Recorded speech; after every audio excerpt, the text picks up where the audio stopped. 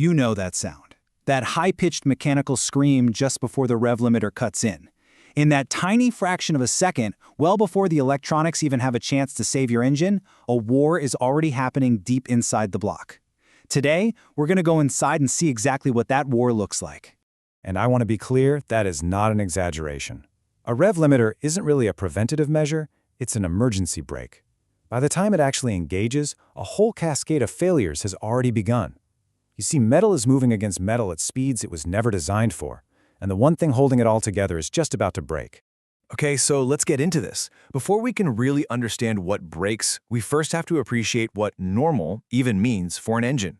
Because the whole reason an over-rev is so catastrophic is that even at regular highway speeds, what's happening inside your engine is already a kind of controlled insanity. Let's start with a number, 0.025 millimeters. That is the absolute maximum thickness of the protective film of oil between your engine's crankshaft and its bearings. Just think about how small that is. That impossibly thin layer is the only thing preventing catastrophic metal-to-metal contact. And to give you some real-world scale for that number, a single human hair is about 3 times thicker than that protective oil film. So let that sink in. A layer 3 times thinner than a hair is all that stands between smooth operation and total, absolute destruction. Now, let's put that into motion. Picture yourself cruising on the highway, maybe at a comfortable 3,000 RPM. Each piston in your engine accelerates from a dead stop, travels the entire length of the cylinder, comes to another dead stop, and then reverses direction 25 times every single second. That's your baseline. That's just a normal day for your engine. So, what happens when you push way past that? When you go from a steady cruise all the way to the red line and then maybe beyond it? Well, the forces at play, they don't just increase. Oh no, they multiply in ways that are deeply, deeply counterintuitive. And this brings us to the most critical concept of all, inertial load. Now, this isn't the force of combustion pushing the piston down. That's the easy part. This is the immense tensile force, the stretching force on the connecting rod as it has to stop the piston's upward momentum and literally yank it back down from the top of its stroke. And here it is. This is the most crucial point of this entire explainer. That inertial force doesn't scale in a straight line with speed. It scales with the square of the RPM. What does that mean in plain English? It means if you double the engine speed, you don't just double the stress, you quadruple it. 4 times the force. This is the physics that defines the redline.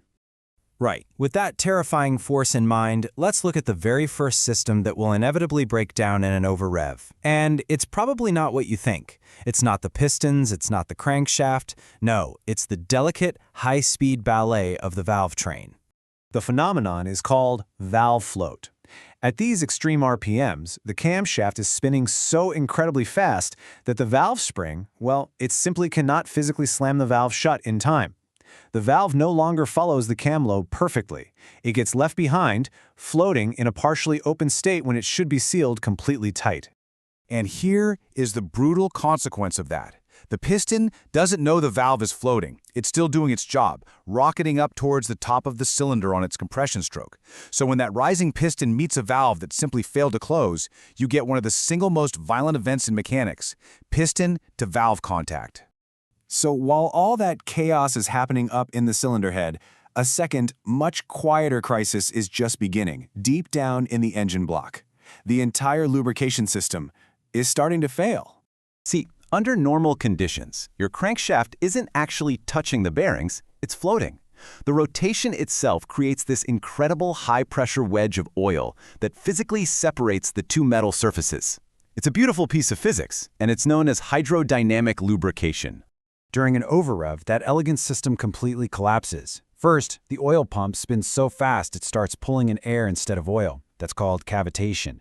This aerates the oil, whipping it into a useless compressible foam. That foam gets sent to the bearings where it provides exactly zero protection. The hydrodynamic film disappears, metal touches metal at thousands of RPM, and the bearing instantly begins to smear and destroy itself. And now we've arrived at the point of no return. The Valvetrain has already lost control. The lubrication system has collapsed. The only thing left to fail are the major structural components. And that begins with the connecting rods. Remember that unforgiving physics we talked about? This is where it becomes real. Doubling the RPM from a healthy 4,000 to a dangerous 8,000 quadruples the inertial load that is actively trying to rip the connecting rod in half. Every single component has a yield limit, and an over-rev pushes that rod directly towards its breaking point. The failure is a sequence. It happens step by step. First, the bolt's holding the rod cap on stretch permanently. This causes the bearing to lose its clamping force, and it seizes almost instantly. With the bottom end now locked up, that incredible tensile force finally snaps the rod, and the now free, jagged end has only one place to go, directly through the side of your engine block. So, after seeing that absolute cascade of failure, the big question becomes, how long does any of this actually take? And, more importantly, why do modern engines even have rev limiters in the first place? Let's talk about the aftermath and the role of the engine's electronic protector. The timeline for destruction is, well, it's terrifyingly short. If you're over-revving for less than 1 second, you're probably okay. You'll likely survive. But between 1 and 3 seconds, you're starting to risk valve float. Push it past 3 seconds, and your bearing film is almost certainly starting to collapse. And beyond 10 seconds, catastrophic failure isn't just a risk anymore, it's a probability. And this is why the rev limiter exists. The entire sequence we just walked through, from the valves floating, to the bearings collapsing, to the rods snapping, it all happens in a time frame that is simply faster than human reaction. The limiter isn't there to stop you from having fun. It's there because the physics of failure will always outpace our biology. So ultimately, that red line on your tachometer, it's not just a suggestion, it's a hard engineering limit. It represents the precise boundary where the unyielding laws of physics begin to overcome the finite strength of materials. It is, quite literally, the edge of mechanical survival. Which really leaves us with just one final thought. Now that you know the violent, sequential chaos that unfolds just on the other side of that number, is the red line a limit that you respect, or is it a dare you're willing to take with the laws of physics?